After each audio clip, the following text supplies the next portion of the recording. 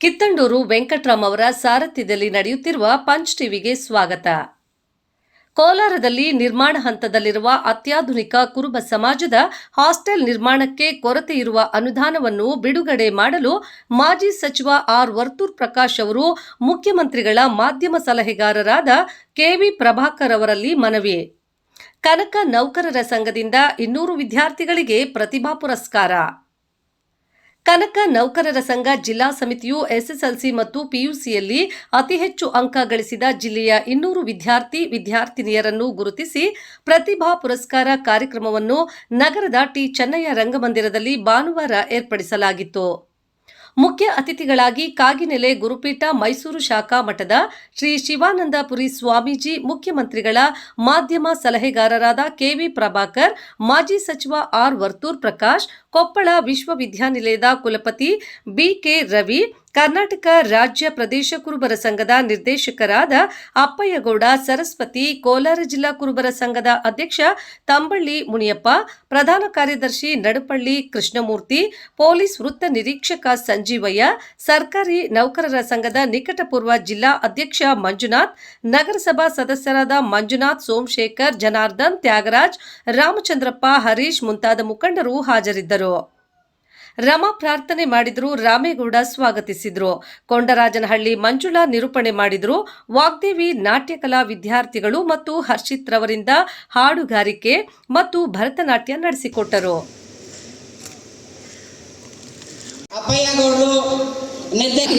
ಶ್ರೀಯುತ ಡಾಕ್ಟರ್ ಹರೀಶ್ ಕುಮಾರ್ ಅವರಿಗೆ ಒಂದು ಸನ್ಮಾನವನ್ನ ನೀಡಲಾಗ್ತಿದೆ. ತಮಗೆ ಪ್ರೀತಿಪೂರ್ವಕ ಅಭಿನಂದನೆಗಳು ಸರ್.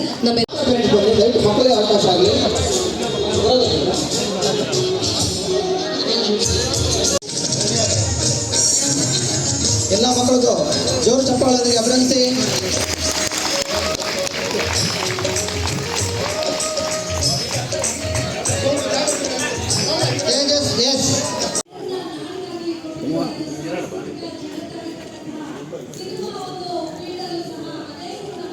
ಕರೆತರಲಾಗುತ್ತೆ. ಎಲ್ಲರಿಗೂ ಧನ್ಯವಾದಗಳು. ಮುಂದಿನ ವಿಭಾಗದಲ್ಲಿ ಭವ್ಯ KS, ಪವಿತ್ರ SM, ಮತ್ತಷ್ಟು ವಿದ್ಯಾರ್ಥಿಗಳ ಹೆಸರನ್ನ ಸೂಚಿಸಲಾಗಿದೆ. ಅವರು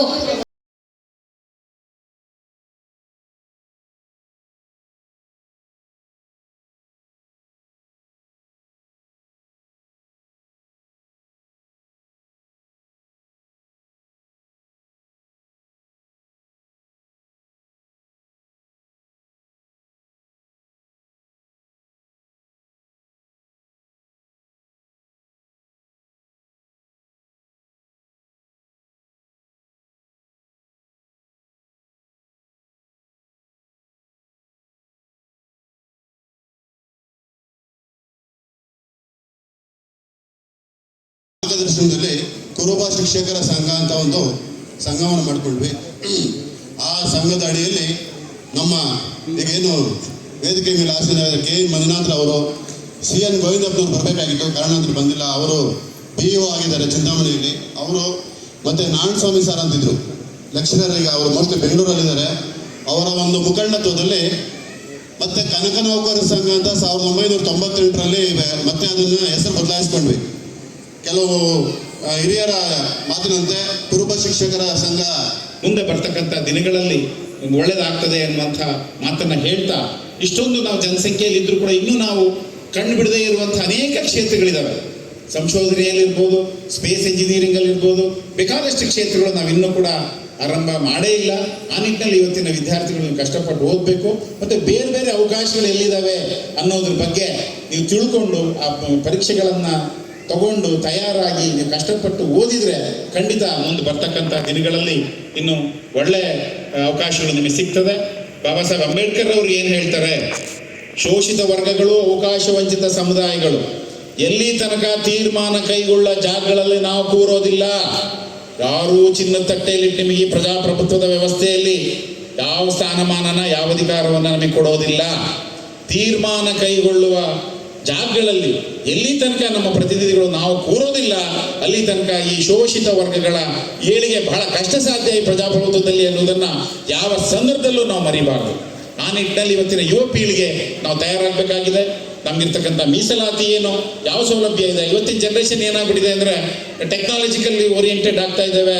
ತುಂಬ ಹೆಚ್ಚು ನಾವು ನಮ್ಮ ಸಮಯ ಯಾವುದ್ರಲ್ಲಿ ಕಳೀತಾ ಇದ್ದೇವೆ, ಹೆಚ್ಚು ಮೊಬೈಲ್ ಬಳಕೆಯಲ್ಲಿ ಕಳೀತಾ ಇದ್ದೇವೆ, ಟಿ ವಿ ನೋಡೋದ್ರಲ್ಲಿ ಕಳೀತಾ ಇದ್ದೇವೆ, ಕಂಪ್ಯೂಟರ್ ಮುಂದೆ ಕಳೀತಾ ಇದ್ದೇವೆ. ತಂತ್ರಜ್ಞಾನ ಬೇಕು.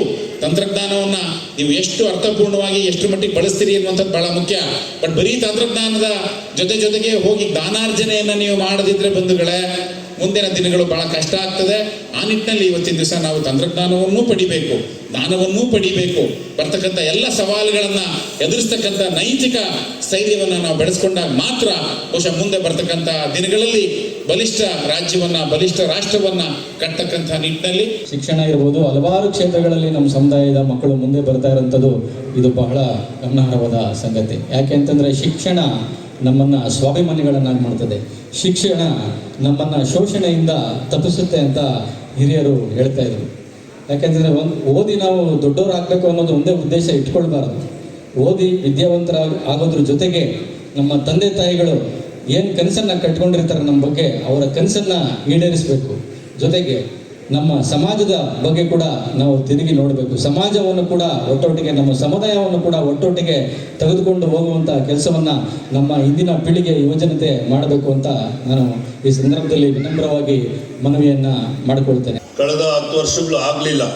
ಭಾಳ ಕನಸನ್ನು ಹೊತ್ತು ಕೋಲಾರದಲ್ಲಿ 2 ಬಾರಿ ಶಾಸಕನಾಗಿ ಕೆಲಸ ಮಾಡಿ ಅಷ್ಟರ ಮಟ್ಟಿಗೆ ನಾವು ರೀಚ್ ಆಗೋಕ್ಕಾಗಲಿಲ್ಲ.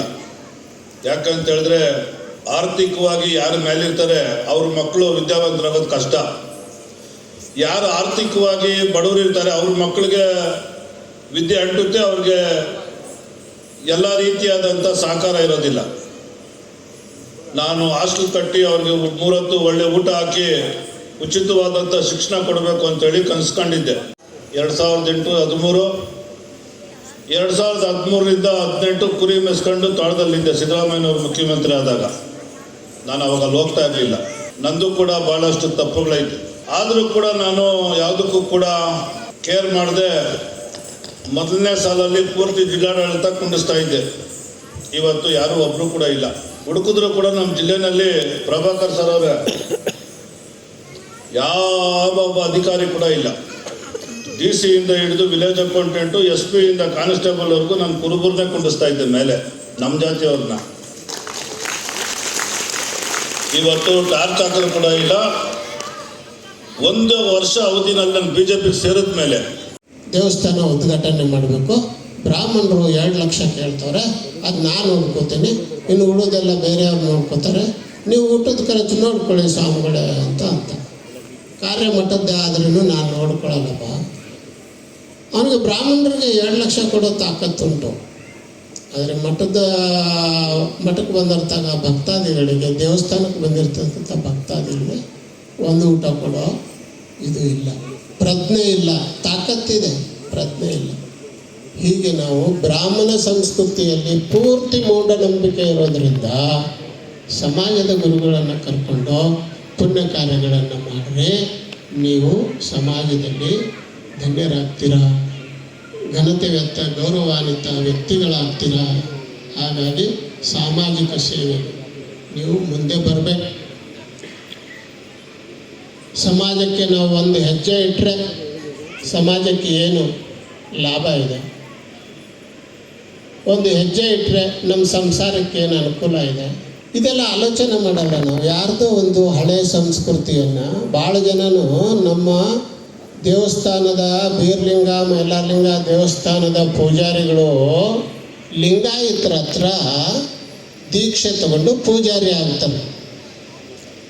ಲಿಂಗಾಯತರಾಗಿದ್ದ ಯಾವಾಗ 12ನೇ ಶತಮಾನದಿಂದ, ಕುರುಬರು ಪೂಜಾರಿ ಆಗಿದ್ದವಾಗ ಬೀರಪ್ಪನ ಪೂಜಾರಿ ಯಾವತ್ತು ಜಗತ್ತು ಹುಟ್ಟಿತೋ ಆವತ್ತಿನಿಂದ ಇವ್ರಿಗೆ ಲಿಂಗಾಯತರನ್ನು ಗುರುಗಳು ಮಾಡ್ಕೊಳ್ಳೋಕೆ ಯಾರು ಹೇಳಿದರು? ಇವೆಲ್ಲನೂ ಆಲೋಚನೆ ಮಾಡಿದರೆ ನಮ್ಮ ಮಕ್ಕಳಿಗೆ ಅನಿವಾರ್ಯ ನಾವು ದಾರಿ ತೋರಿಸೋದು. ಆ ಭಗವಂತ ನಿಮಗೆಲ್ಲರಿಗೂ ಆಯುಷ್ಯ ಆರೋಗ್ಯ ಐಶ್ವರ್ಯವನ್ನು ಕೊಟ್ಟು ಕಾಪಾಡಲಿ. ನಿಮ್ಮ ಮಕ್ಕಳ ವಿದ್ಯಾಭ್ಯಾಸ ಪರಿಪೂರ್ಣ ಆಗಲಿ. ಮುಂದೆ ಜೀವನದಲ್ಲಿ ಅವರು ಆಯುಷ್ಯ ಆರೋಗ್ಯ ಐಶ್ವರ್ಯ ಅಧಿಕಾರ ಅಂತಸ್ತು ಎಲ್ಲನೂ ಹೊಂದಲಿ ಅಂತ ಆ ಪರಮಾತ್ಮನಲ್ಲಿ ಪ್ರಾರ್ಥಿಸಿ ನಾನು ಹೇಳ್ತೀನಿ.